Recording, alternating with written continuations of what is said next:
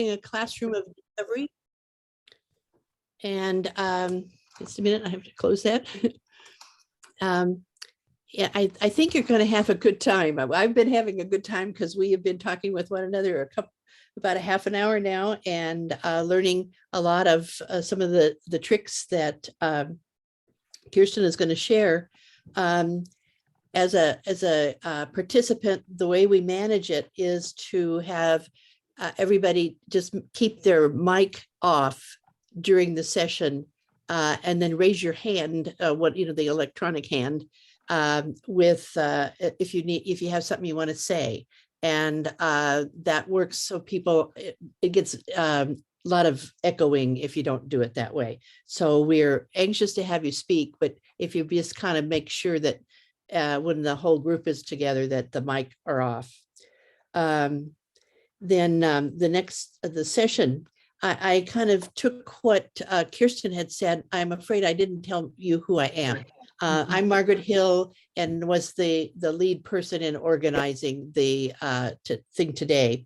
And so Kirsten has sent me all of her materials and all of that kind of thing, and we've talked with one another. And I was trying to come up with an overview statement for this program. And in essence, the goal is to show how to engage students in historical thinking using active strategies with primary sources of all kinds. And it's the all kinds that makes it kind of interesting. So it's not just reading, it's not just dealing with big words, it's asking questions of all the different kinds of sources that you might have. So it's being a detective more than it's being a literature person. So I think that's where many of the students get very interested in things based on the primary sources. So Kirsten has already dealt with some of you that the material she's using, you will have access to, and they're in the chat. And what we'll try to do is make sure you get access to everything that you need. And so we'll, at the last few minutes, we'll try to make sure that occurs. To get to know a little bit about Kirsten, it's on this slide a little bit, but I think it's first off, I'm Margaret Hill and she's Kirsten Hill, but there's no relation. So I didn't just go get my relatives to make a presentation. She is from the James Monroe School in Desert Sands, and it's a school that's highly rated, and as is Desert Sands District in the desert near Palm Springs. She's a TOSA, or a teacher on special assignment, who's working with educators in her district and a larger group now, because she's now being one of the lecturers for the teacher prep program for multi-subject teachers. And it's become a strong program at the CSU campus at the desert campus. What's the Palm Desert campus. Palm Desert. I couldn't think of that word. Yes. Sorry.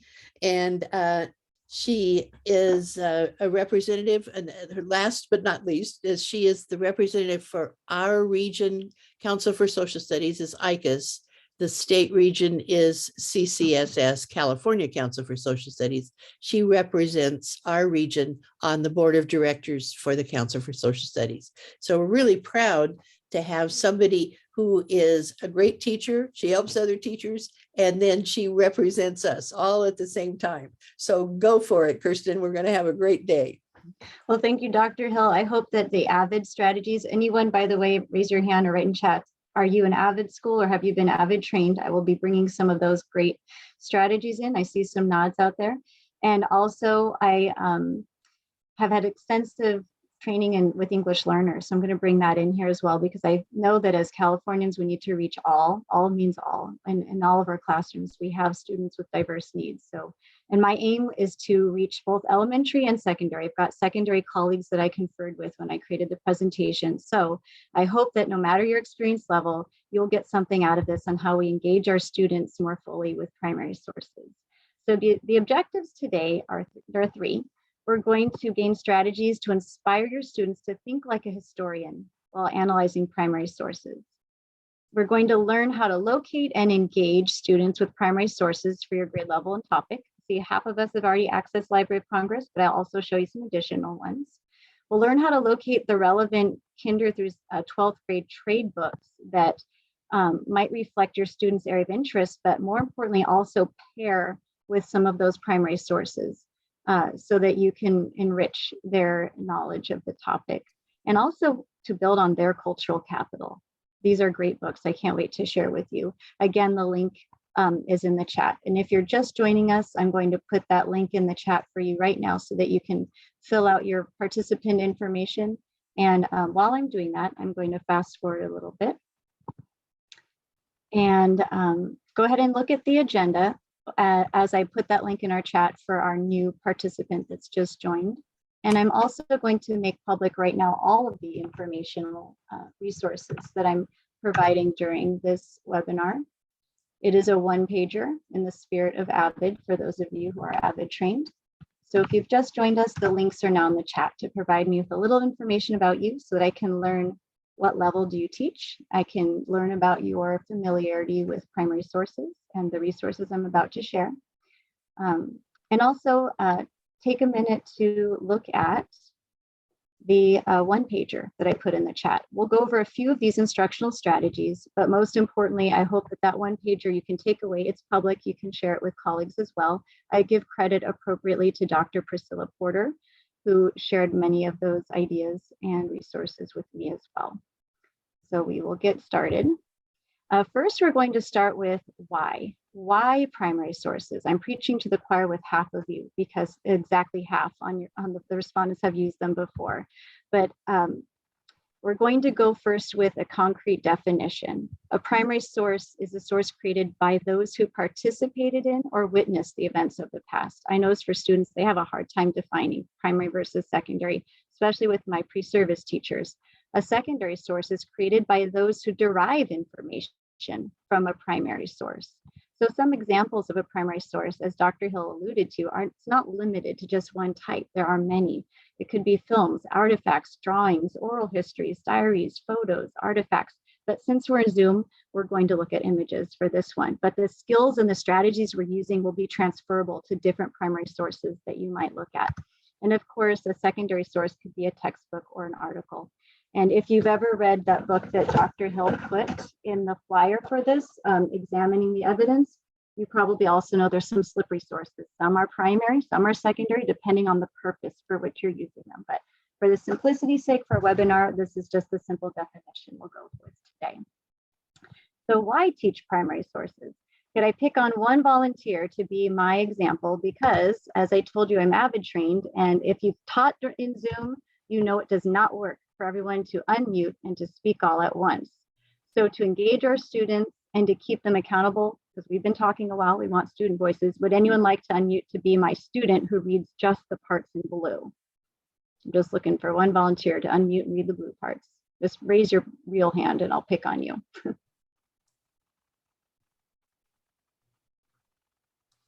All right, Rebecca, thank you for raising your hand. So Rebecca's going to unmute. She'll be my student, but for those of you who have your camera on right now, if you were my students, I would expect to see fish lips. You're going to read with Rebecca. Anything in blue, I will see you reading as she's reading. And if you've taught in Zoom, which we probably all have during distance learning, this was one way I kept students engaged. So I will read in black and Rebecca, you will read in blue. As we all know, students learn and remember best, not what they are told, but what they discover for themselves. Good fish lips, Christine. I saw that you were reading along with us. Thank you. Thumbs up from her. Thanks, Wendell. So that's a quote from that book.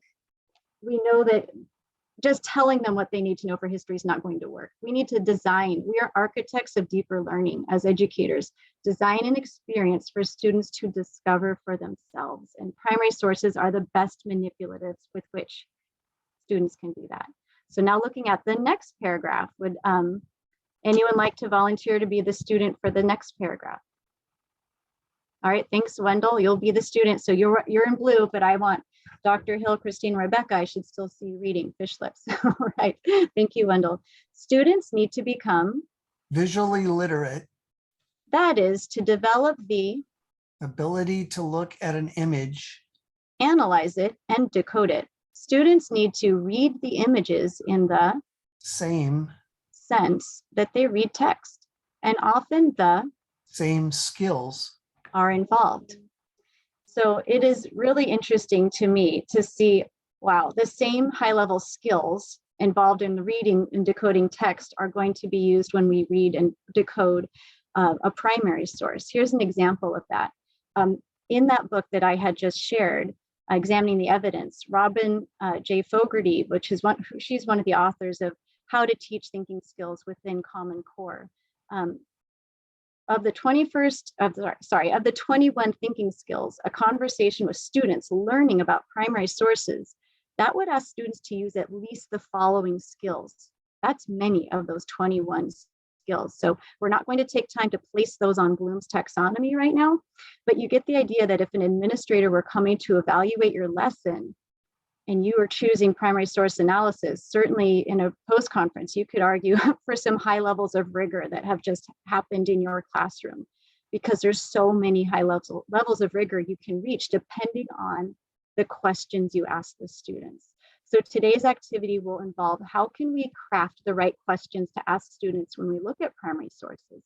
And I think most importantly, how can we inspire students to craft their own high-level questions? Because that's what historians do. I'm not an official historian at all, but I know that historians ask the right questions to dig deeper. How can we have that responsibility shouldered onto our students to start asking those questions and to be involved in that rigor?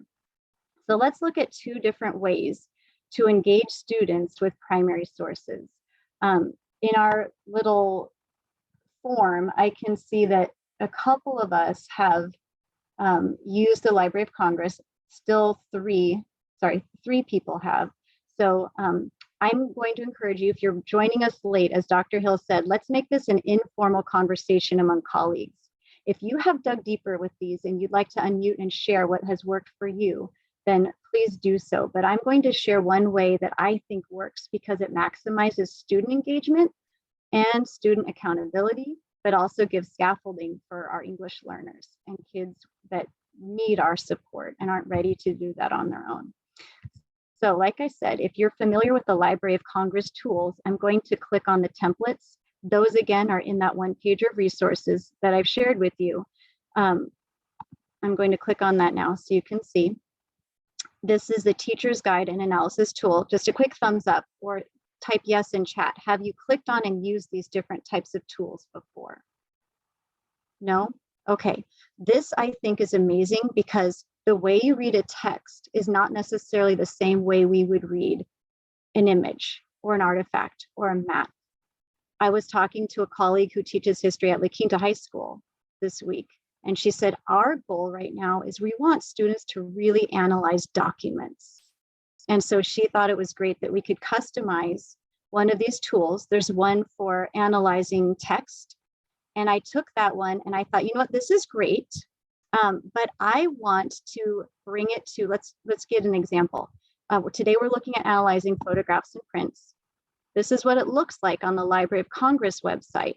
It's a teacher's guide. This is not student friendly. Students wouldn't fill this out as a worksheet, but it basically follows the format. I'm sure at least three of us are familiar. Observe, reflect, question.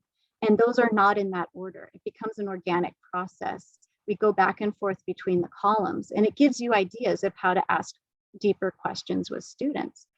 But what I found in working with some pre-service teachers and working with students is that it's nice to customize this page depending on the source that we're looking at. So for today's webinar, I've shared with you in the chat that one pager of primary sources, and I've made them customizable. There's customizable questions depending on the source that we're looking at. And I just created 4 templates so far for music. Some teachers and I looked at the Kauai bird songs. We live in the Coachella Valley, and the bird songs are amazing. We listened to some recordings, and at first it was just we can't tell very much, but using that template, we were able to dig deeper and understand more of the culture. So we'll look at the one today for photos, but I want to go into how we might use that template. First, I want to show you, sorry. We're going to look at the photos one. I looked at the Library of Congress that I just showed you, and I transferred it onto an editable Google Doc. And I added some imagery, especially for my English learners. When I observe, I have some built-in senses that I can observe with. I can see, I can hear, I can feel. I can feel with my hands, I can feel with my heart. That's an observation as well. How does it make you feel is important, especially with print or music. You can edit the questions you want students to answer. Edit the reflection questions. What kind of hypotheses do we want them to take or to generate rather? And then the reminder is to go back and forth between the columns as there's no correct order. So I envisioned a way that we might use this template. Orally, it could be my guide as a teacher to guide students in asking them the right questions about the sources to dig in deeper. But I think it's powerful as a poster. Imagine your English learners trying to go back in their mind to what happened last week when we analyzed a certain source. If it's on the wall, if, for example, I did this as a class orally, but then after my period was over, I wrote down some of the observations that students made, or wrote down some of the reflections, or wrote down some of those questions that students had. That's like an anchor chart. I can go back to it. We can build on it. We can now compare two different documents or two different sources. And that's a great scaffold for our English learners. But I feel like what we really want students to do when they become historians, when they do history, like Dr. Porter says, primary sources are the manipulatives of history. We want them to handle them, to touch them, to make their own meaning. I think having small group roles, which we're about to practice in breakout rooms, this is what I think could be fun, even for middle and high school students. Or if we get to the point where you feel like you've got a proficient student that can really go with one who's less proficient, maybe we can do pairs, and that structures Sage Inscribe. We'll practice that in a second breakout room. But let's look at the big why. Why would I bother doing this? Well, like I said, use it as an anchor chart on classroom walls. It's also good visual support for English learners because students can then see both the question form and the answer form. I think visual tools are important at any level, elementary or secondary. So let's practice what that could look like for us. Again, this is the tool. It's linked in the resources page that I put in the chat. But for now, we're going to go to breakout rooms. I'm going to put that link in the chat as well. And in the breakout rooms, we're going to engage with that primary source analysis tool that I just talked about. We're going to highlight at the end of the breakout time, one reflection that you came up with your group or one question to share out with the whole group. Because ultimately, we want these primary sources to launch inquiry.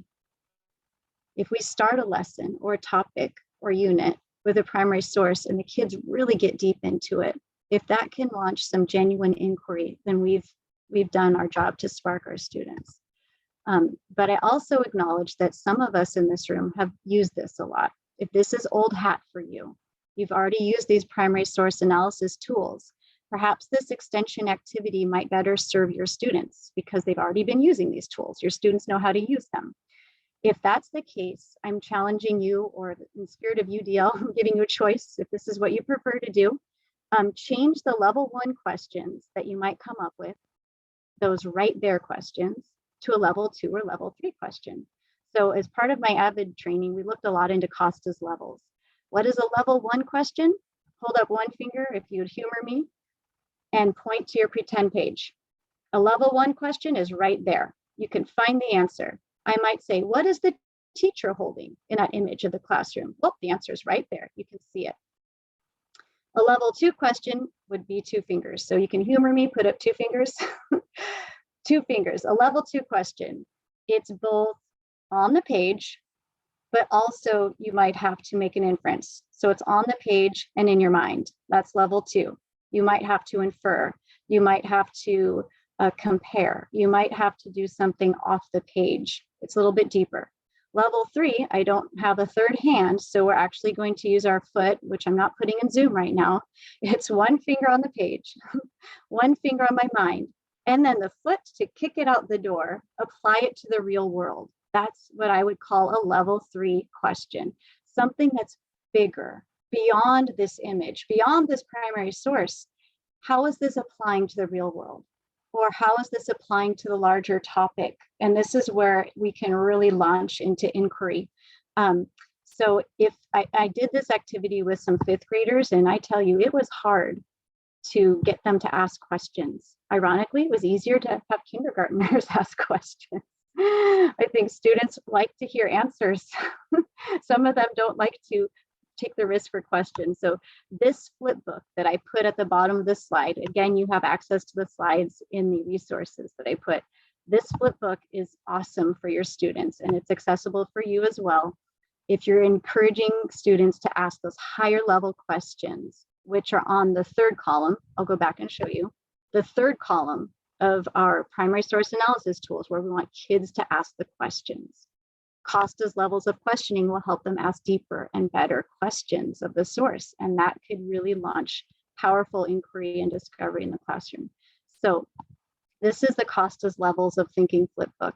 You can cut it, they can keep it. I know this is elementary, but it's a powerful tool because it gives them some keywords for level 1 questions and some keywords for level 2 questions and level 3 and so on. So that is the extension activity. If you in your breakout room feel like I need to spend the time digging into this a little bit deeper, how would I use this to challenge my secondary students to ask deeper questions?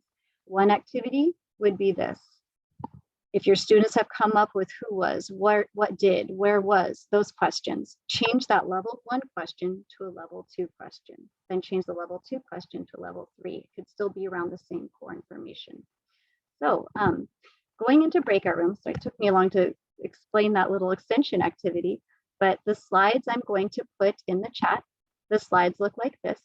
There's only going to be 2 breakout rooms. There's not too many of us. We're going to have 2 breakout rooms. So you're either going to be working on slide 1 because you're in breakout room 1, waiting for that to load. That way you have an image fresh. If you click view and then present, you'll have that right away. I didn't put the link in the chat yet. I just want to explain it first, and then I'll put the link in there. Breakout room 1 will be recording. It's editable for anyone on the internet. So for example, you'll have 4 or 5 other people in the room with you. The reason why I chose roles is this. I feel like if we want students to be historians and do history, we want them to engage as fully as possible. And I know that if I assigned this randomly, we all know some of our students would hide out and not do it. And that one student in the group would do all the writing and do all of the work. So there are roles that I'm suggesting that I've seen work powerfully, at least with 5th graders. I think this could work for probably 4th and up. The facilitator would ask the questions of the source. So once you have it open, I will put the link in the chat. The facilitator will ask, what do you notice first? What people and objects are shown, and so on. But remember, this is organic. There might be a member that says, wait a second, I've got a question. What's this? That's okay. You can stop and write the question. We want students to be able to speak what they are noticing. The timekeeper role, let's say, just pretend that's Wendell. He would motion when there's 2 minutes left to say, okay, stop, we need to share out. This is where the accountability comes in. If you're doing this in your classroom and your kids are sitting at tables, then I would end this with a whole group share out. That timekeeper would say, okay, stop, 2 minutes. Let's highlight what we're going to share out. What's that one question we really landed on that we think is most engaging or intriguing about the source? Or what hypothesis did we come up with that we want to share with the whole group? So that's the timekeeper. And let's just say that Dr. Hill is the scribe. Then her role would be to double click. So these boxes, you can type in them, you just have to double click. And then she might write down what she heard the team members say. Maybe not everything, but the gist. And the spokesperson, just pretend it's Rebecca. Rebecca might share with the whole group. And let's say you have 5 members, I would just say you might have 2 different facilitators, and the timekeeper would have to, split that time in half. Sometimes we have groups of 5. You never have a perfect even number of kids in any given day. You've got absent kids, right? It always happens. So I would say you can have 2 spokespeople, or you might have 2 facilitators, and the timekeeper would say, all right, 5 minutes, you're the facilitator, 5 minutes, the other person's the facilitator. That way you can share that. Ultimately, the facilitator is acting like the teacher, asking the questions, but they're here. They're on the document. You as a teacher can control what those questions are. So we're going to, I'll erase your name. Wendell, you're not obligated to be the timekeeper, nor is Dr. Hill obligated to be the scribe. The scribe is the one who writes. I'm just putting examples there. So I will now put that link in our chat so that everyone can go ahead and be part of the breakout rooms. And I'm going to set those breakout rooms open for about 7 minutes. Let's see. All right, here we go. It's going in the chat. So give me a thumbs up once you're ready to open it. That way I know everyone's ready. So I'll put link for breakout rooms. Okay, please give me a thumbs up once that link is working. All right, Wendell's got a thumbs up. Is it working for anyone else besides him? Good, Rebecca's. All right, awesome. That way, no, it works for someone who's outside of Desert Sands as well.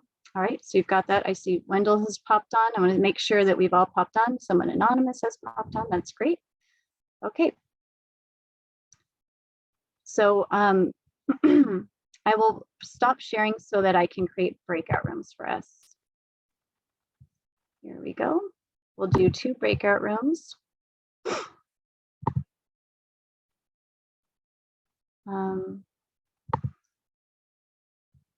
see. Yep. We'll do 2 breakout rooms and I will, oh, it doesn't let me set the time on here. It doesn't let me do that, Dr. Hill. I can't tell it how much time. So once you get in that breakout room, the timekeeper is really going to have to do their job to set it for 7 minutes. Is that okay? Thumbs up, everyone. 7 minutes. I'll type that in the chat because it's not allowing me to automatically do that. They're created. Oh, yes. Now it's allowing me to.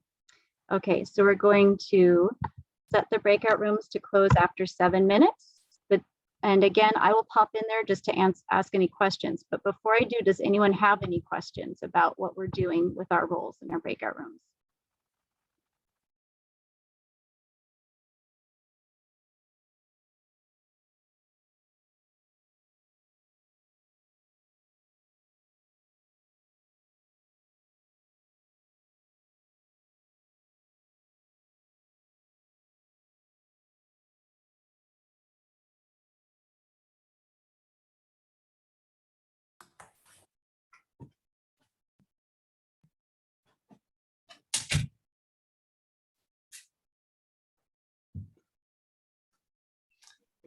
Okay. All right, so we have Todd with us and we also have Mr. Hill with us as well. I will change it so multiple participants can share. I'm going to go to the other breakout room and make sure that anyone can share their screen as well. Do we just write it on the slide? Yep, we can write it directly on the slide and any of you can share your screen as well. Awesome. All right.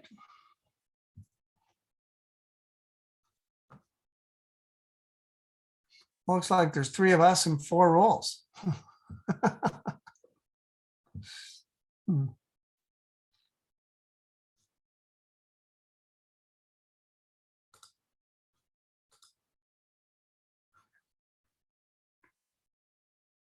Okay, are you guys, what do you want to do here? Should we, do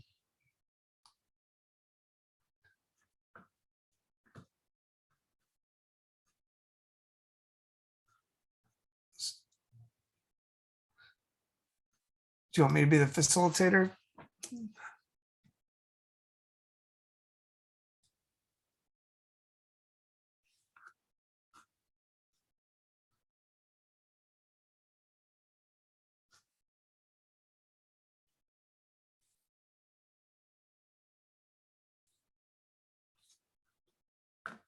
All right, so let me be the facilitator. And if you guys could unmute, I guess that'd be good too. We could just kind of talk through the observations. And then looking at the document, can you see the document? Have you been able to pull it up? No. Not yet.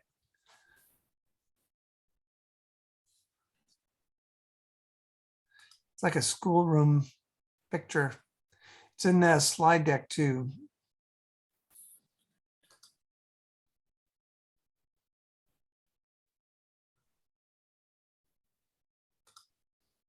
Sorry, I can't find it. Um, It's okay. It's fine. if you have the link to the one pager that she has up there, and then you let's see, where did she have it? At the very top of her primary sources one pager, there's a link to the slides. Under view.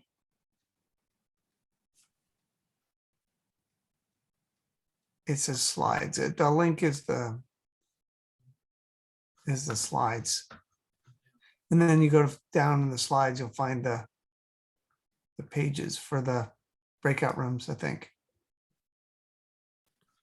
Well, she put the link. It's okay. I'll listen. All right. We can write it up here. Let's see what I have.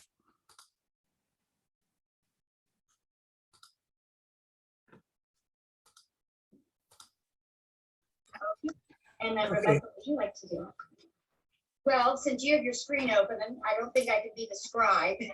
Oh, you can, whatever you type will show up, but I'll be the scribe. Okay, I guess I'll be the facilitator. Okay. All right. And then, Okay, so I don't know if you would like a role, Stacy, would you like to speak for the group at the end or? I hear the other conversation going on. All right, so if you can see the picture, that's the first thing to do is try to find All that right, Rebecca, picture. would you like to start us off? We're looking at the slides and you can ask the first question. Okay, so this means toggling back and forth. How about this? I'll share my screen, so. Hey, Jim and Todd, Yeah, do you it see doesn't them mean yet? toggling back and forth because we're in Zoom. Ideally, we'd have No. this, No. on You don't have the paper and picture on our of screen, but the it's hard when classroom? you Zoom. Yeah, this is It's okay. cumbersome because I'm not following. Okay, Okay, there it is. So for the object, I think that's. For the okay, so the observation, picture itself is like a Notice century classroom with the desks, and the kids are all sitting at the desks. Yeah, go ahead. I'm sorry. Oh, It's well, black and what white objects picture. are shown? There's a blackboard at the front. Just looks like two female teachers all dressed in very From the traditional, previous slide, and we'll see. like, So what do we notice first? early- What objects are early shown? 1900s type clothing. Classroom. There's a I'll picture write that down. Anything else? What do we notice first? What object? drawn by on the chalkboard. It looks like a I know picture some of a teachers. squirrel or I'm sorry? a beaver or something like Female that. teachers. Two female teachers. I know So you can Stacy hear the worked on one of conversation kind of teachers. going on in the background from the other group, it sounds like here. Yes. Yeah. Can you So see the one in the back? when you look at the Like a picture, bigger- the she doesn't first look happy. question is like, what do you notice first? And this The student first doesn't look happy. question either. on the document that we're Looks looking like at. being disciplined to me. And then it goes on, what do you notice else first? agree? What people and objects are shown? I can't tell How quite, they but arranged? it looks to me like not everybody's setting. the same age group. It seems like there's a range of sizes in the room. That doesn't necessarily Right. mean it's Okay, so what I'm gonna do, absolute. And is I'll also type the in here number what of I students notice, in the okay? classroom are smaller than most of the classes in our schools.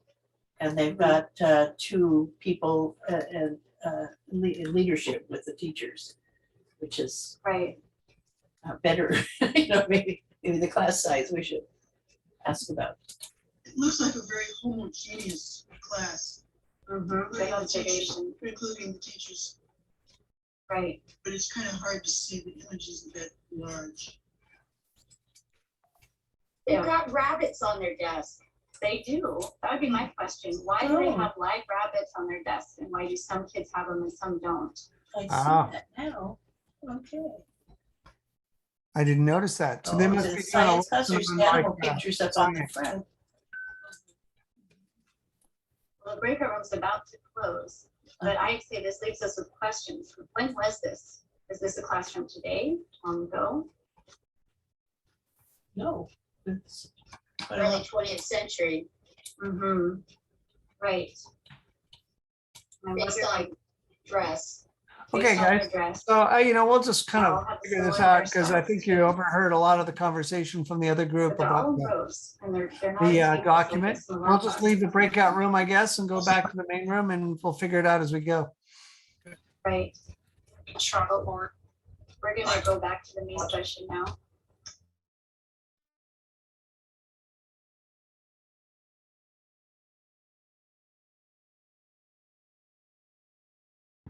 All right, we are back. I know that wasn't a lot of time, but you can imagine if we were in person, that would be a lot easier. One person said it's hard to toggle back and forth between the image that we're analyzing and the sheet that we're going off of. So ideally, we'd have the sheet printed out, we'd have the image up on a screen.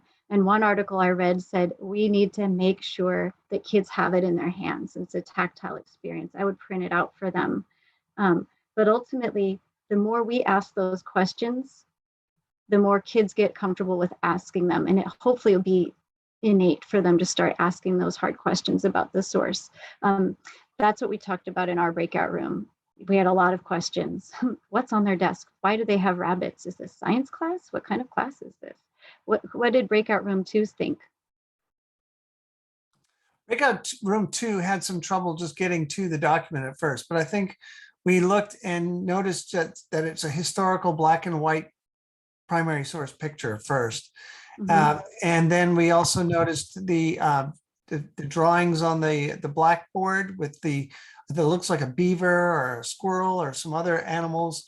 Then we of course noticed the rabbits on the desks.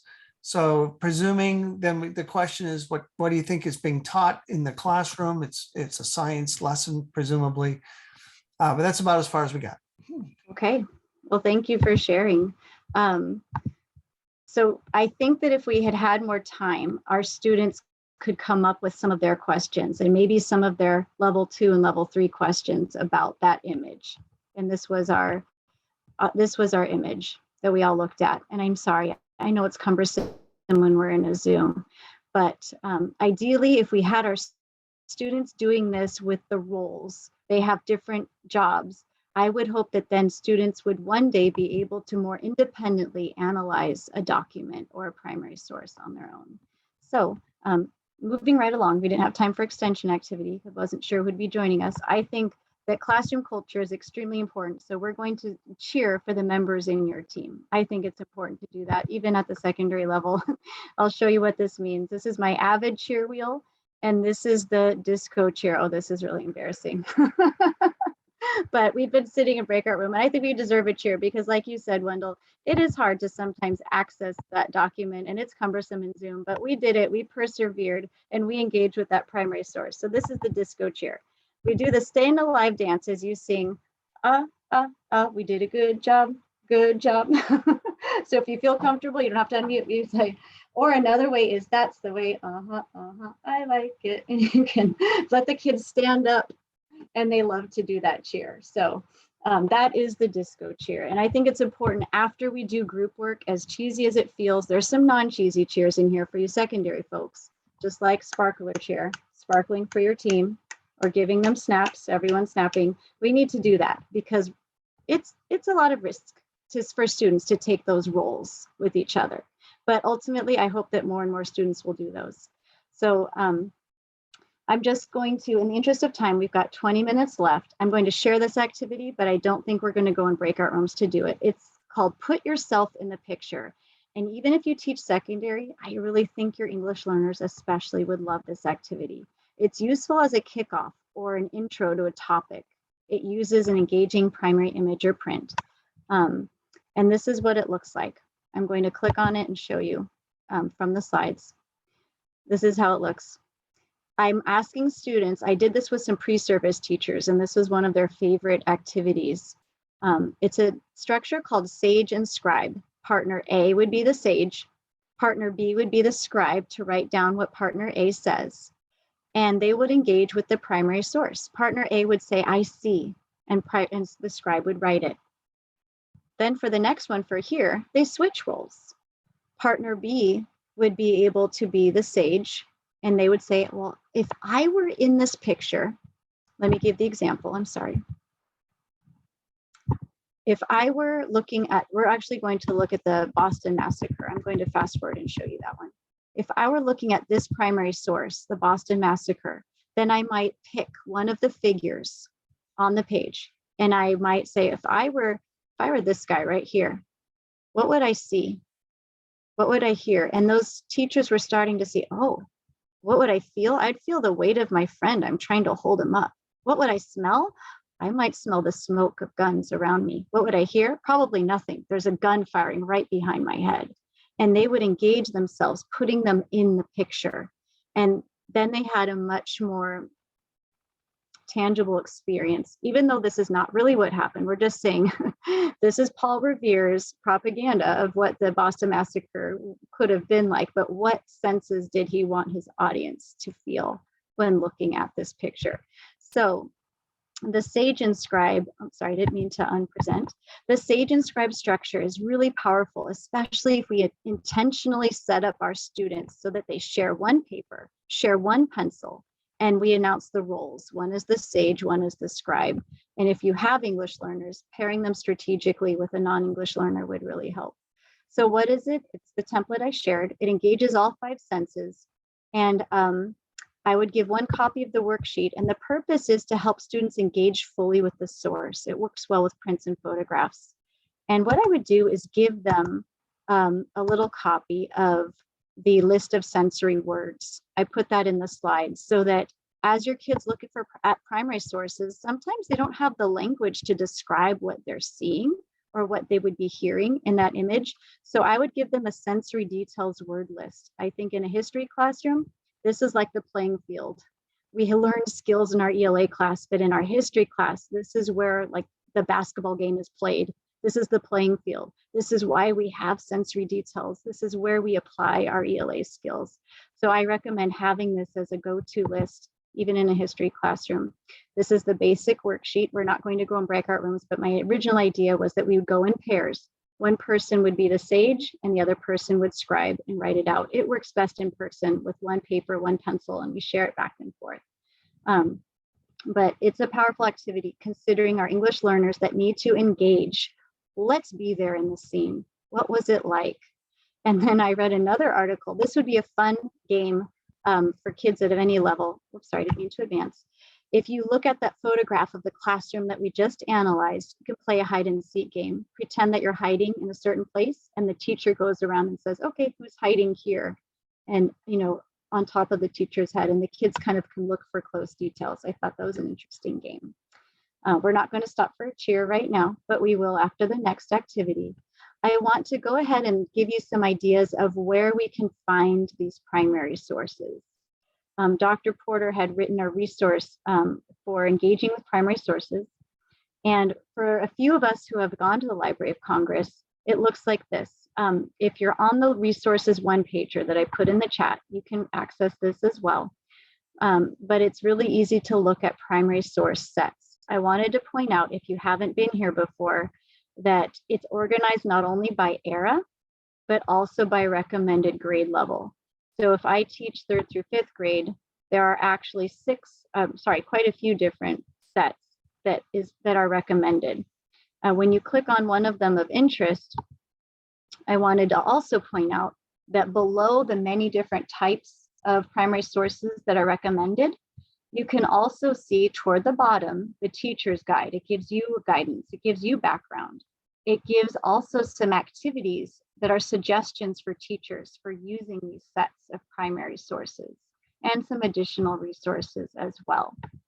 But my favorite thing that I wanted to share out with you that my colleague at La Quinta High School didn't know is that whatever you're teaching, whatever level, whatever topic, you can ask a librarian at the Library of Congress live in a live chat Monday through Friday from noon to 4. Sorry, it's Eastern time, so it's going to end at 1 o'clock California time.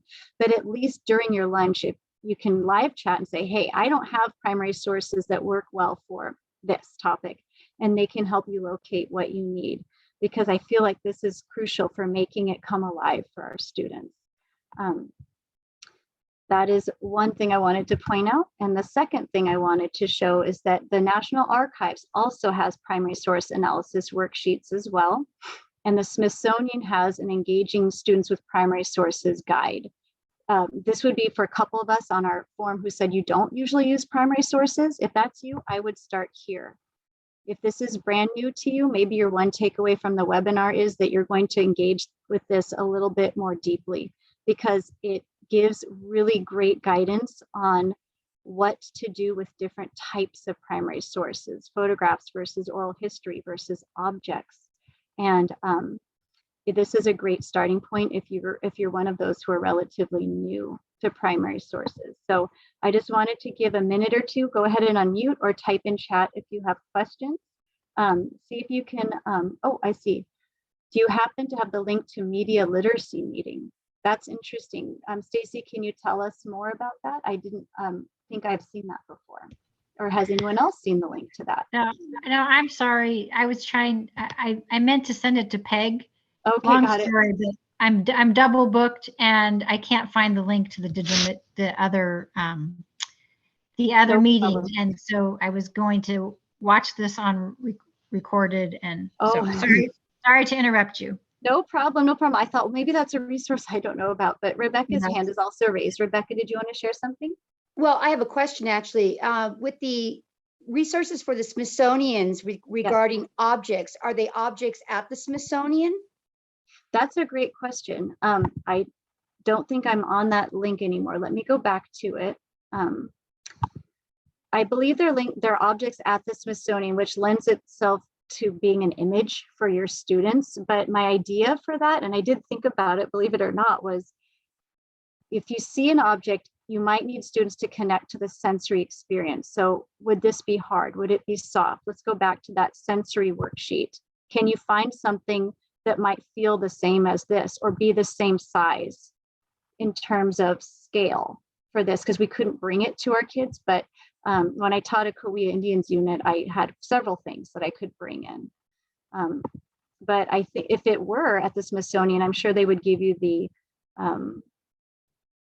it's on page 46. I'll scroll there really quickly. Sorry, shield your eyes because it's going to make you get a headache right now. I'm scrolling down there for you, Rebecca. That's a great question, Rebecca. And if you don't mind, I can research that further and I will write that down and I can email you back if you type in on the little form at the end. Is that okay? Yeah, okay. So we're only at oral history, you have to keep going. So objects, here's where it would start on page 46. And I think what you could do is bring an object that could be similar, like one today, and compare it to a baseball catcher's mask from long ago. This might be an opportunity for comparison if you bring something similar from today versus long ago. And there's tips for reading the objects. I think that's more fun because it's a sensory thing for kids. Is it okay if I get back to you on that, Rebecca? Awesome. Any other questions? And I'll share the last bit, which I think is the best part. Okay. All right. So where to find trade books to spark historical inquiry? If their inquiry is not yet sparked by the great source you've shared and going through asking questions and going through as a group with it, this will be sure to get your students' interest. I would recommend starting with the picture book and pairing it with the primary source. Even if you teach 9th through 12th, some of these titles I think will work well. It's the UC Davis History Project. I learned about it from the California Council for Social Studies online conference last March. And I emailed Dr. Cortez, who compiled this list, and she said, yes, you can share it out. It's public. And this is an amazing resource because there are over 300 titles curated for elementary alone, and they are organized in a great way to help you filter down what you're looking for. So let's say you are teaching us, you're teaching about exploration and you are at the secondary level. You can do a Google, you can do a sort. Anything that has an X in the exploration column, you can bring those up to the top and see which titles can be similar. So perhaps there's a trade book that you want to use to introduce that. Road to Revolution, the 13 colonies. This happens to be 5th grade history. There's also middle school. It's organized not only by the title, but it will have racial diversity, social justice, all different titles or sorry, topics that might interest your students. Like I said, if our students don't see themselves represented in the four walls of the classroom, it's harder to capture their heart and their interest. So, you know, perhaps you need to go into disability. Do you have a student with a disability that feels alone, that feels, where are people in history that share my disability? Why don't I read about them? This would be a chance to bring that in. So one example I had, I'm going to click away from here for a minute, but this is also in our resources page, is that I would include I would start with your topic, pair it with a primary source, reflect your students' cultures in the classroom, and also represent multiple perspectives. This is a chance to bring in different perspectives and keep their interest. So here's an example that they shared at the UC Davis History Project. This is a secondary source called All the Way to the Top, How One Girl's Fight for Americans with Disabilities Changed Everything. But here's the primary source, that's her. She's the little girl on the title. And if we're talking about the Americans with Disabilities Act, or we're talking about the role of government, or we're talking about civics, what do citizens do? What is our role in the government? This can be applicable at multiple grade levels, I felt, especially if you teach benchmark advance, if your district does. And I know that that unit 1 is government and it's not the popular one, but if we can bring it to what's important to kids and they see, oh, kids can have an effect on the government, and then bring in some primary sources. What have Americans with disabilities done to advocate for their rights? I think this is an example of how you compare primary source with a trade book and capture the interests of your students. So I want to give everyone just a couple minutes of silence. I will stop talking so that you can, and I'll put the link in the chat so that you can have time to explore this great resource and maybe look for a topic that links to what you are actually doing with your class right now. And many of these are actually available on YouTube so that you do not have to feel that you need to go out and Amazon right away and purchase that. So I'm just going to put links to picture books. And these are picture books to spark historical inquiry. So that is now in the chat for everyone. So go ahead and take a minute to look, and then I'll answer any questions, or perhaps type in chat one title. That's what our takeaway was going to be here. Type in chat one title that you would include and why. So we're going to type, I would include blank book title in order to blank. Which one might be relevant for your teaching right now? I'll put that in chat.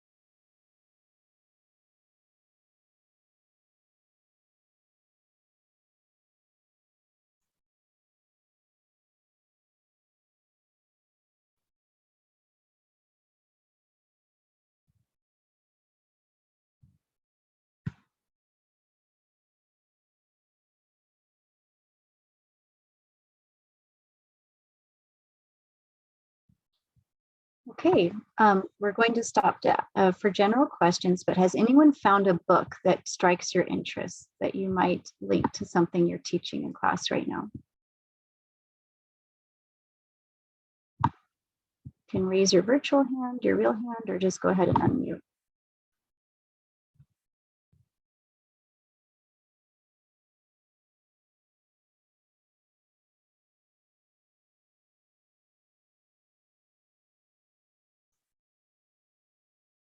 Okay, I see in chat, I'm actually using the 28 days right now for 8th graders in US history. I read a day and then have the students write one word that comes to mind after learning about that person or event.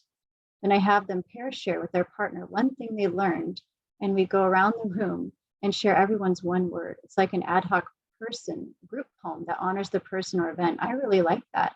I've never looked at 28 days. That's a great idea. Thank you, Stacy, for sharing that. And Wendell says, I would include ABCs of Black history to introduce students to topics in Black History Month, ethnic studies topics. Okay. All right. I'm glad the students are enjoying that, Stacy.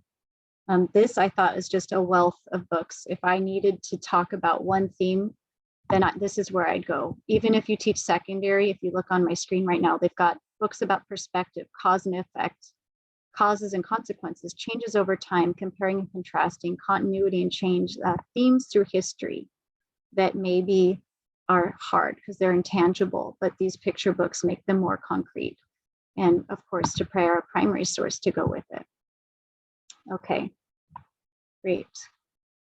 I know we don't have a lot of time right now, but if we did, we could take more time to dig into it. Thank you for sharing that, Stacy. I'm going to go back to the presentation now. We're going to close up. So if you are part of the California Council for Social Studies, I bet UC Davis, I think, will be presenting again this year. But they had a great session last time on these exact picture books that spark historical inquiry. And this was just one of those many examples of how to pair a primary source with a picture book. So now it's time for liftoff with our students. What is one takeaway from this presentation? This is called, oh, you know what? I don't think that I'm going to use the Menti right now. I created it a couple days ago, and I have a feeling that the link has already expired. So well, it says it's there though. It says, what is one takeaway from today's presentation? And if you just enter the word, I'll show you everyone's response. So I'm going to copy that and put it in chat, and then we'll see if that actually works. So I will type in, please add a takeaway.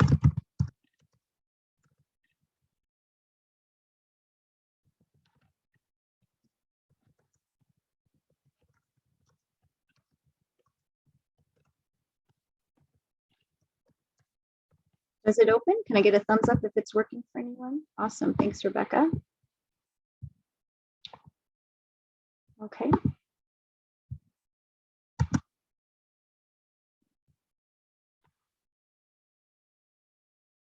All right, the various sources for using primary documents. Awesome, very fun and usable. Thank you for writing that in the chat. Excellent, thank you.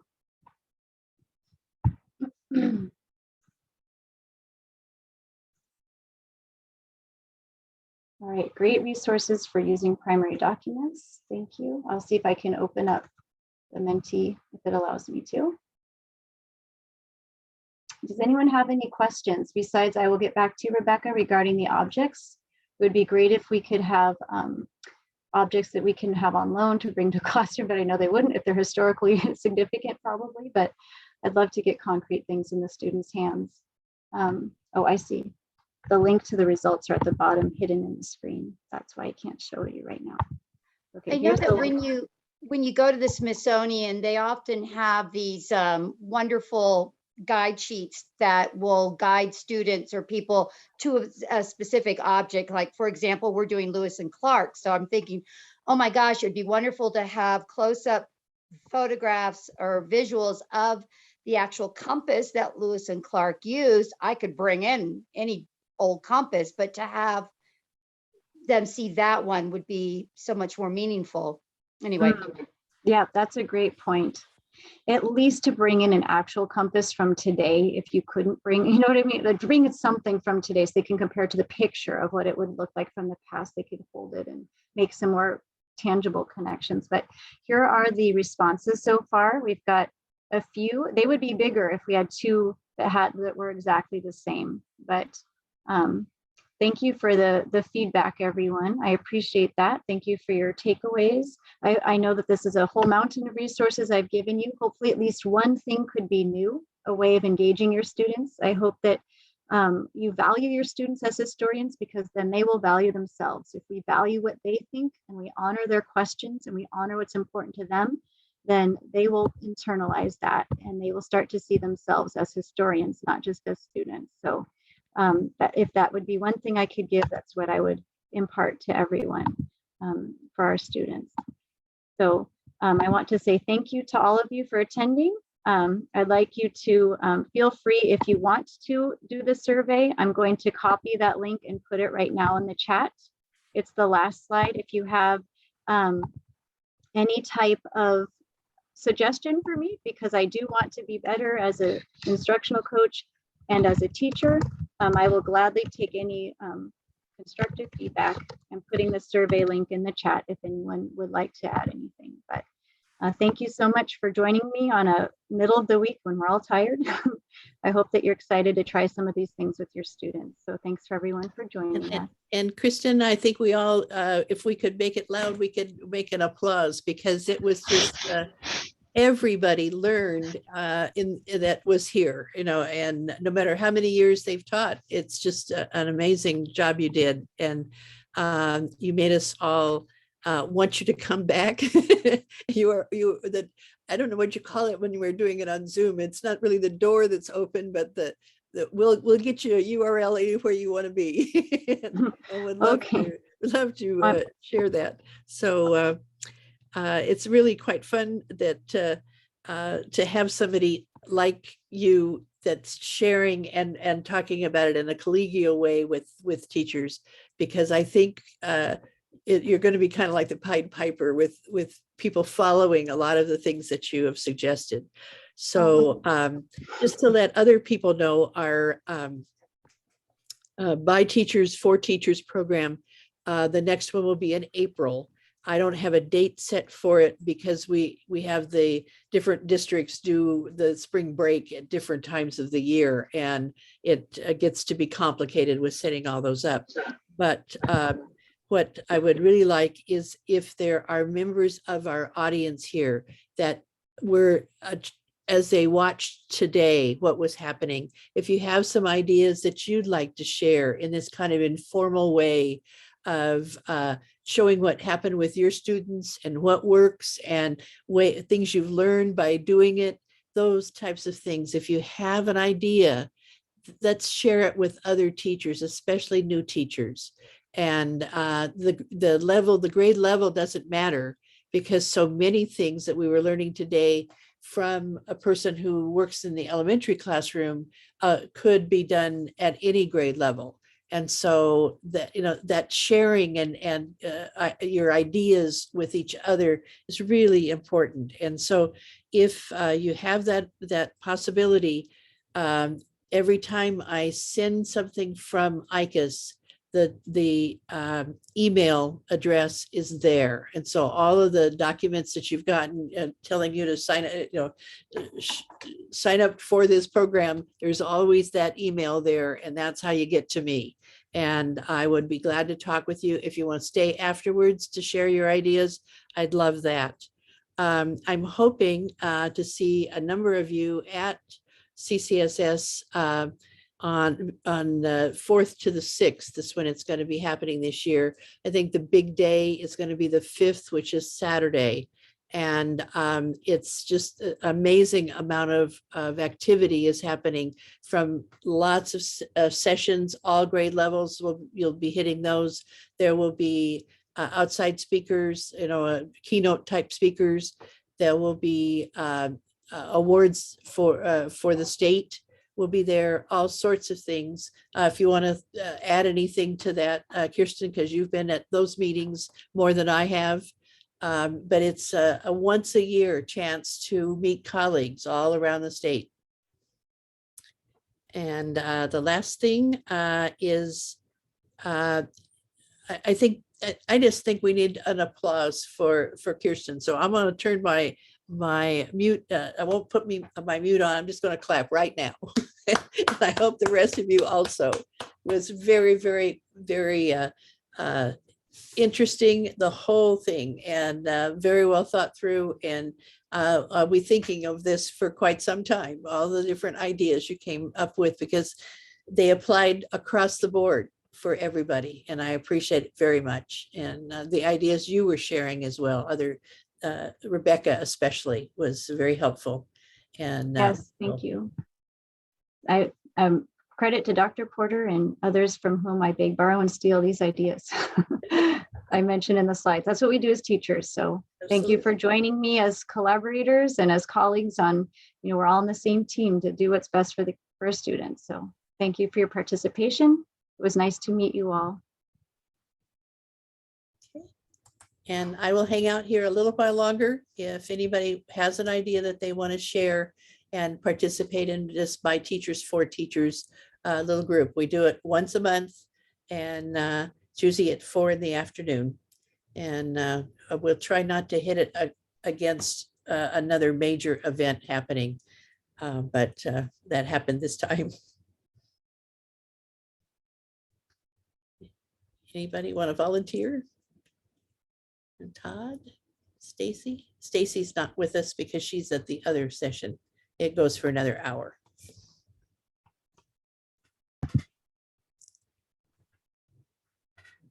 Stacy wondered, she can't find the link to it. If you could send her Stacy says, I'll give it some thought and get back to you. the link to the other program, the other. I don't have it handy either. Okay. Oh. There we go. Kirsten, hopefully you can go home tonight and rest and have a little dinner with family. Thank you. Yes, I have another presentation tomorrow for Avid, so I'm going to work on that. Oh, swell. What's going on? But Do you ever get your weekends? Because you worked on this one on the holiday on Monday. So yeah, I did. But that's okay. I feel like I'm getting faster at it. Thanks for giving me the opportunity. It was really good to meet you both. And I appreciate your support and what you're doing for the Council for Social Studies. well, thank you. Thank you. And I hope that I will see you again sometime soon. Okay, good. Are you going to the conference in March? Will be just Saturday is the only day I can do. And Okay. so we'll be there then. All right. Well, maybe I'll meet you there. I will be there as well. Okay, good. Thank you. Have a good night. You too. Bye-bye.